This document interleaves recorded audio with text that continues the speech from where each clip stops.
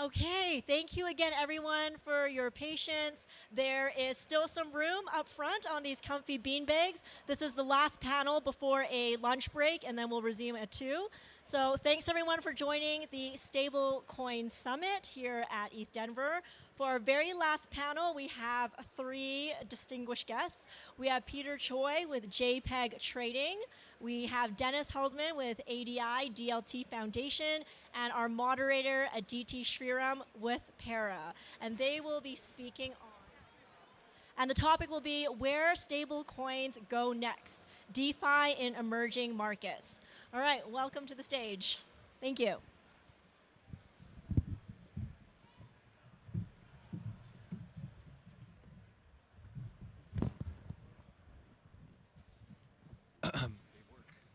Works. Okay. Hello? Is this working? Hope everyone Yeah. has some energy. Right before Yes, the right lunch. before and lunch. Let's go, guys. This is the last one, and then food. We'll round this out strong. Yes. Cool. Thank you, everyone, for joining this panel on where stablecoins go next, DeFi in emerging markets. I'm the moderator, Aditi. I am the head of business at Para, which is a wallet infrastructure company serving crypto and fintechs. So we have roughly 10 million plus users, serve hundreds of customers, and have been around since 2022. Hey folks, my name is Peter. I am a partner at JPEG Trading. You might see us on your little name cards for the conference this week. We spent some money on branding, finally. If you don't know us, it won't come as a surprise to me, but we are a liquid fund research firm, trading firm at the heart. We're a prop trading firm. We also have a full service market making arm, a research arm, venture arm. Long story short, we like to invest in interesting opportunities, trade cool products, meet new people, and build cool things in crypto, and have dedicated the past decade of our lives building trading systems and all that fun stuff. But yeah, that's me. Great to meet everyone. Hey, guys. I'm Dennis from ADI. ADI is a project from the UAE. And it is it is the blockchain project from the International Holding Company that is a holding company worth at $240 billion of 1,300 different companies. It's very much it is a layer 2 on Ethereum that's directed towards institutions, very much geared towards being the payment rails for institutions for, the digital world, as it's officially named. Awesome. Clearly, both of you bring a really nice perspective to this panel. Peter from the investing side, kind of high up, and Dennis, you're obviously building a really, really incredible layer 2 ecosystem. And so I'm curious, what regions or corridors are you seeing in terms of the most organic stablecoin adoption today, and what do you think is driving it? Sure.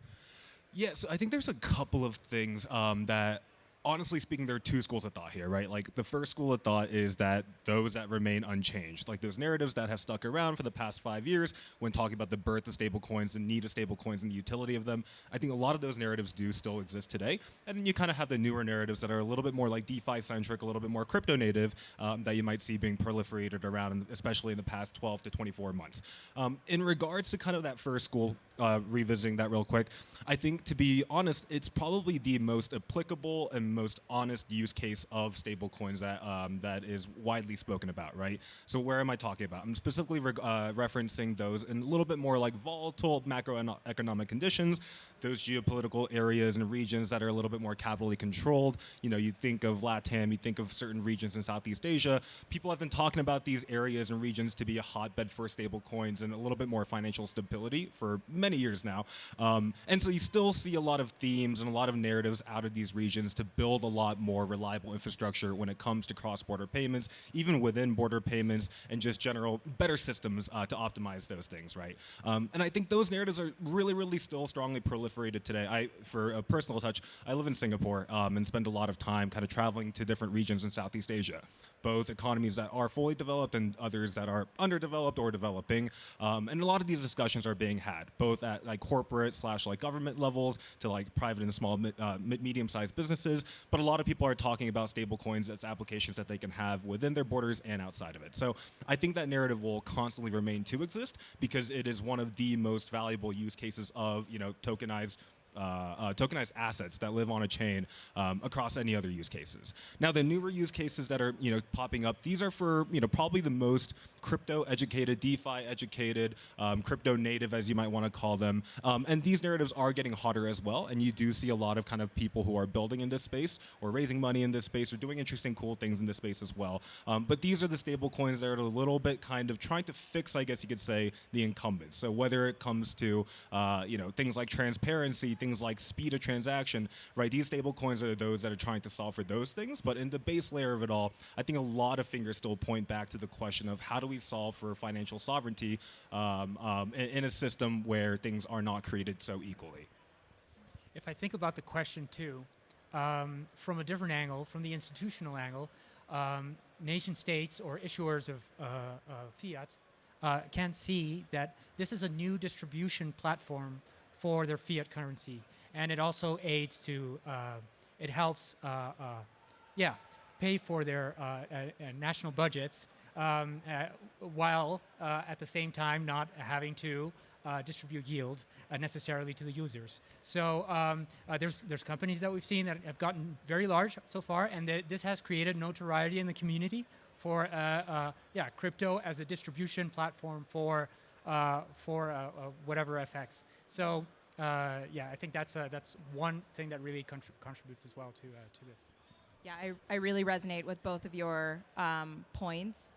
Certainly on the wallet side, we see tons around remittance style use cases, cross-border payments, things like embedded finance. On the institutional side, it looks more like money movement and just simplifying that, especially cross-borders and cross-currency in the FX case. So very cool.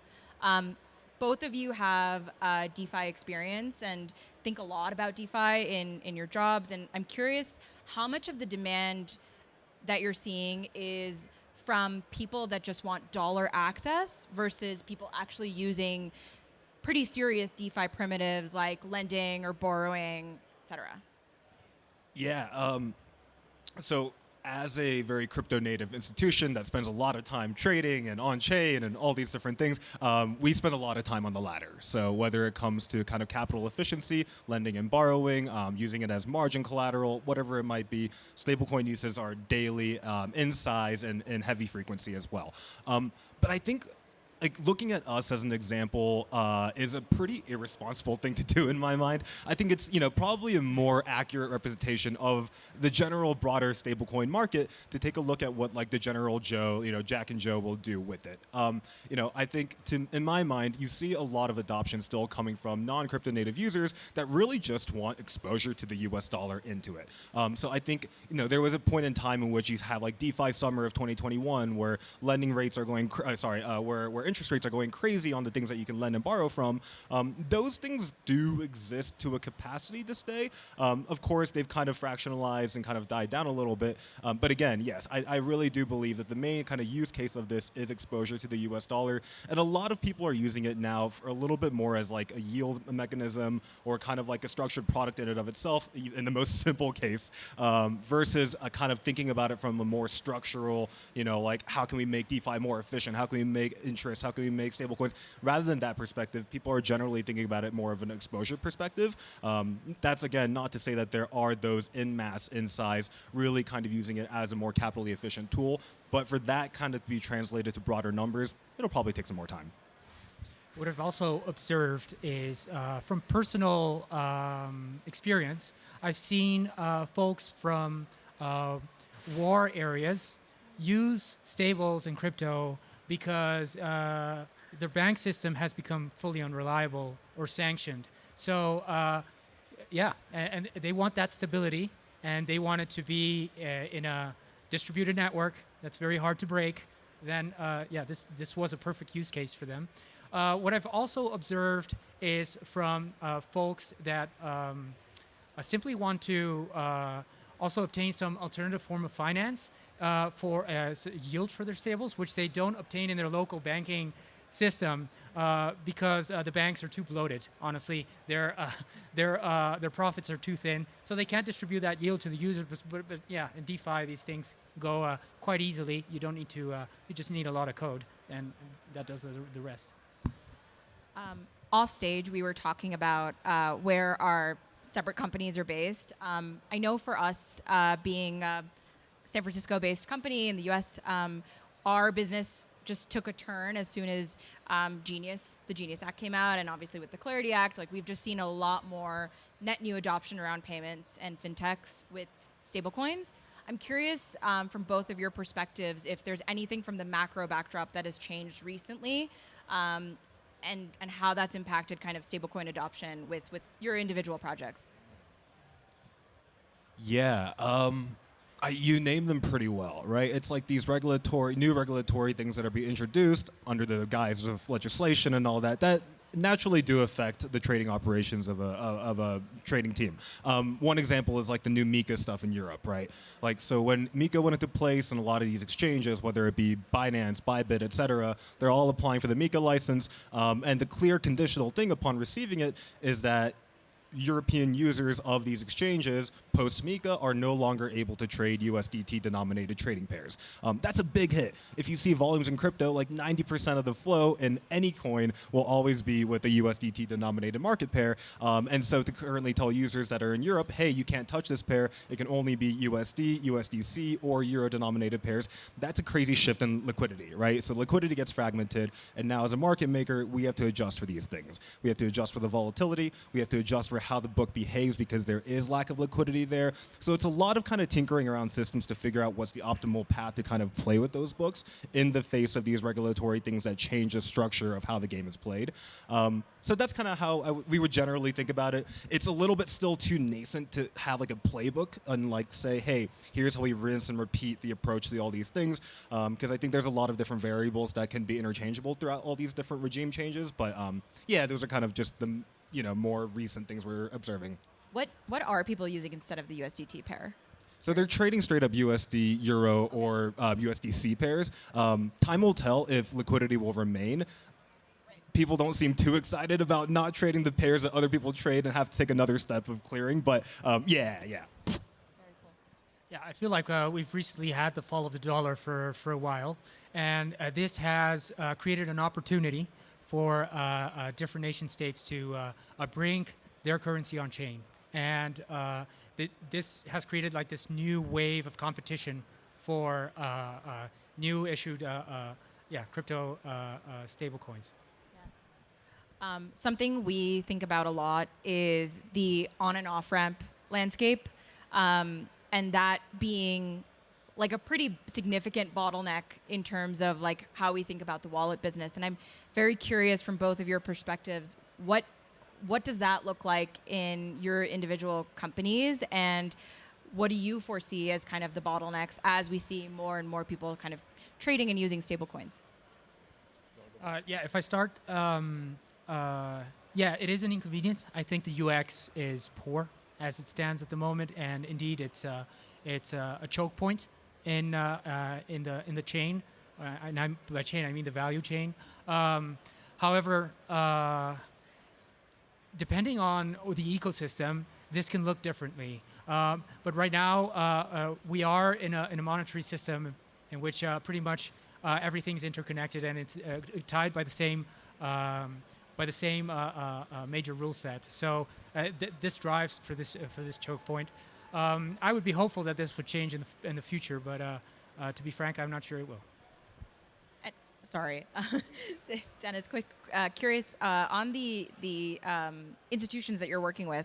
How are they solving this right now? Well, no, frankly, they align completely with the system. So, say like what we have right now is we're going to use Facet. Facet, I think it's with an S. They're like one of the largest Islamic crypto banks. So, and 60 million or 100 million users. They're our main provider for interfacing with on-ramp, off-ramp in the MENA region. And they use one of the famous three. I saw it in the, like, I think it's Mercury or like one of the three on-ramp, off-ramp providers.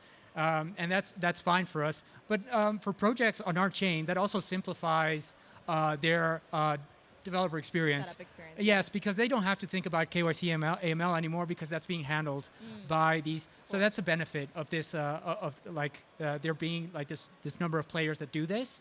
That way they don't have to do it themselves because like any funds that come in, out, on-ramp, off-ramp from their apps, then go directly through these providers, and they're the ones who handle the KYC AML. Yeah, to take a half step back, I think this topic and like stable coins and all that in general, to be honest with y'all, I really do think that stable coins are the most boring topic in all of crypto. And this is a good thing, honestly speaking, because if it's boring, it means that it's probably somewhat safe. And when we talk about crypto, safety, crypto, they probably don't go in the same sentence too often in our space. And I say, again, this is a net good thing because when you think about traditional finance or you think about just finance and financial products in general, the most safe things are probably the things that we talk least about or are probably the most boring. So you talk about ACH rails, you talk about Swift rails, like these things are just things that we almost have embedded into our lives as kind Basic of like protocols. Yeah, exactly. And I think stablecoins are very similar in vein, right? Like no one really likes to talk about the things that they're backed by, whether it be T-bills or whether it be other kind of treasury products or whatever. It could be an algorithmic one.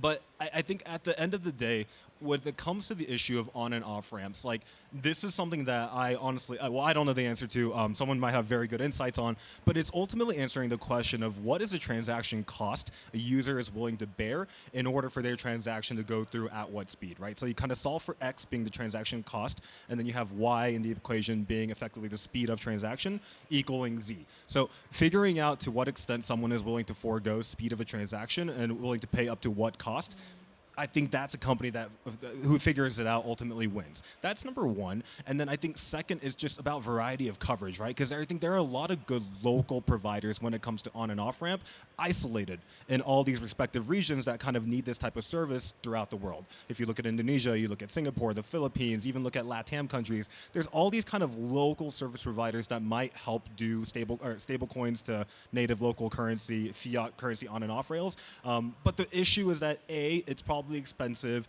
or B, it's very consolidated and uniform within only that native currency. So if there can be issuers or service providers rather that can be a little bit more comprehensive in the assets that they're able to support on platform, I think it just lends overall to a better UI, UX experience that effectively Dennis was describing, because I'm in very much agreement with him that UX sucks and it's boring. Yeah. And I think you touch upon like something that's very important about successful stablecoins, them being boring. Yeah. But what does boring mean? Like boring means like no over collateralization, no under collateralization. Right. Like they're not using leverage. Their balance sheet looks very boring. Like it's all like short-term T-bills with a little bit of cash. Actually, that's what you want. 100% backing, fast redemptions. Because like if redemptions are slow, you can trigger a run. You want transparent governance. You want the governance itself. The governance structure should also be not like too concentrated. These are all very boring things. Yeah. Like, I'm not thinking like, oh, there's anything exciting here. What is exciting is seeing like your stable coin go to like 80 cents and then the next day it's going to 110. But what does that mean? That means that they're playing, they're doing some games at the back. Yeah. Like for example, if they're, oh yeah, I missed something. Like if a stable coin is like on a tier 0 bank, so a central bank, that's the ultimate show of safety, right? But they're not. So like most stable coins are like either a tier 2, tier 3 banks, Silicon Valley Bank, etc. They fail. Then the stablecoin drops all the way to 80 cents. That's a classic of like the safest kinds of stablecoins. I'm not talking about the algorithmic ones. Those are like even more fun and exciting. Because I don't know if anybody here remembers UST, but like that was the most recent like major explosion from a stablecoin. But like if you have like the more like dumb, boring ones, I call them dumb because like yeah, it's I see them and then I don't. But they have like this backing. But like tier 1 backed, transparent, solid governance. What am I missing? Yeah, the tier 1 bank touches on the aspect of insurance. So like if something breaks, if the bank it's tied to breaks or like goes under, like the insurance also saves them. But like the closer you are to tier 0, the better that is. And this is like an excellent time for me to plug our stablecoin project. So we're doing first a dirham, so the official dirham sponsored by the central bank in the UAE project. The contracts were deployed last week. Right now it's being the partnerships are going between the institutionals, and their activity is starting right now. But very soon, this stablecoin will also make its way to the MENA region, and it will reach very soon 60, 100 million users from the get-go. But this is an example of a boring stablecoin. Like Tier 1 bank, FAB Bank is like the JP Morgan of the UAE. So what else? Yeah, it has like all the governance, the transparency, the tech. You should look it up. Yeah, got my minute. I know we spent some time kind of like shitting on stablecoins and how boring they are. No, but in reality, I think like I also say that to say that I think stablecoins are the quickest to accomplish the dream, quote unquote, right? Like when we talk about serving the masses, like banking the unbanked or bringing financial stability or sovereign, financial decision making to people, like stable coins have been the first thing to somewhat accomplish that dream. When we talk about all these different L2s and all these perp dexes and all these prediction markets, whatever else that people are building these days, great and net, novel, and wonderful to our industry. But at its core, like when we really kind of strip it away, look at what stable coins have done on a net basis to the industry and to general crypto users and financial customers, and you compare that with some of these very crypto native and crypto centric products that are being rolled out, the net is a little bit wider between one and the other.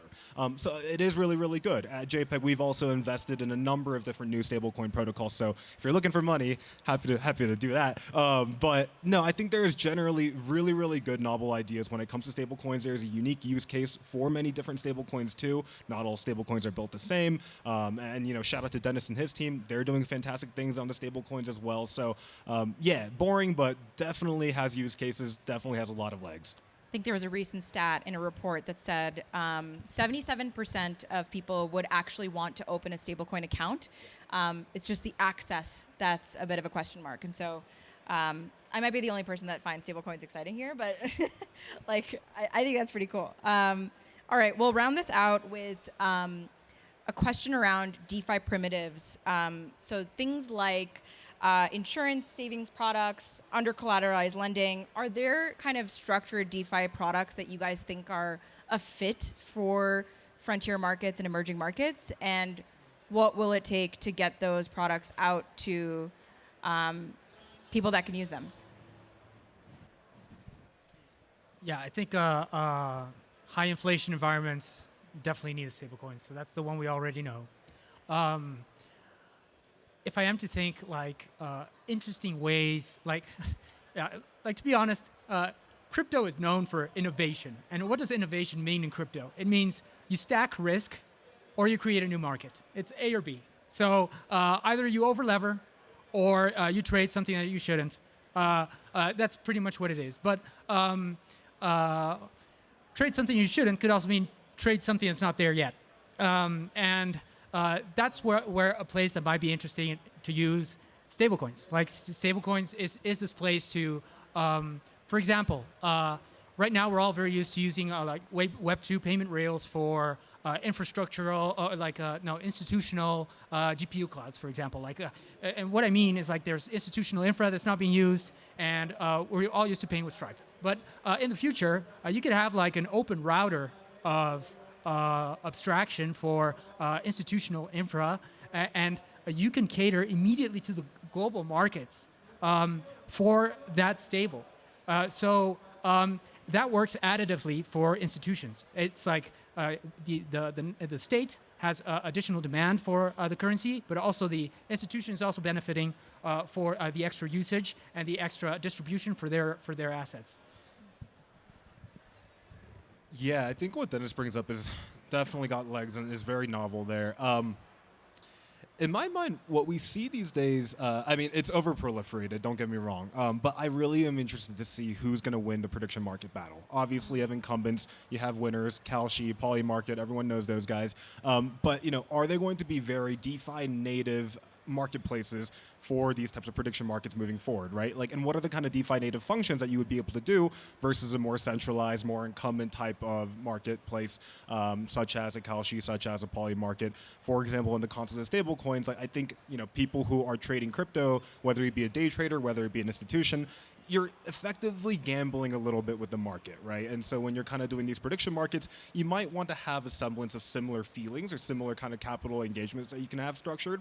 So what I'm effectively implying here is it would be really cool to see people being able to lever up on a prediction market, right? Or borrow to lend against a pool or borrow from a pool and use that to lever up. And obviously the collateral to be used there would most likely be a USDC, a USDT, or more kind of, a very liquid stablecoin in all of crypto. So those are kind of interesting things. Another thing that we're a little bit pretty bullish on and have invested in recently is a lot of kind of on-chain prime brokerage solutions too.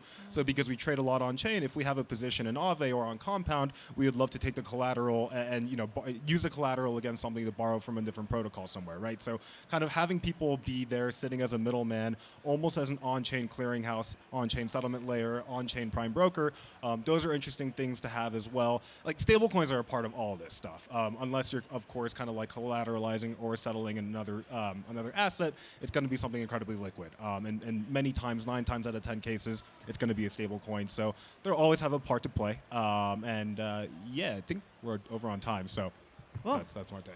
All right. Well, thank you both for joining. Thank you, everyone, for listening. And see you soon. Thank you.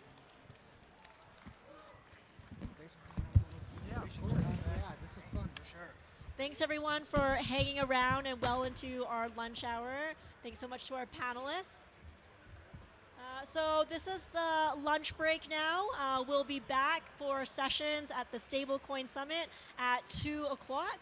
So feel free to get some food, check out the vendors. Again, all of this is being live streamed and recorded on Twitch and YouTube. So if you missed something, came late, you can check out recordings there. Thanks all for tuning in, and we'll see you later.